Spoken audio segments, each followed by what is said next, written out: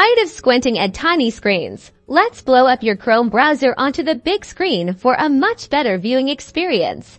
I'm going to show you how to easily cast Chrome from your computer or phone to your TV using Chromecast or a compatible device. First, make sure your Chromecast or other casting device is properly set up and connected to the same Wi-Fi network as your computer or mobile device.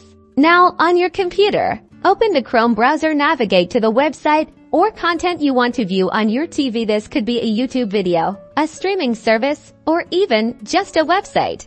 Next, look for the three-dot menu in the top right-hand corner of your Chrome browser and click on it. Scroll down the menu until you find the option that says Cast. Click on Cast. A list of available casting devices will appear. Select the Chromecast or smart TV you want to cast to from the list. Make sure it's the correct device. You should now see your Chrome browser content mirrored on your TV. You can control the content directly from your computer or phone.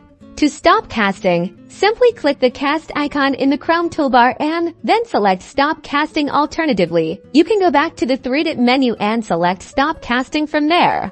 That's it. Now you can enjoy your favorite online content on the big screen. Don't forget to like and subscribe for more helpful tech tips.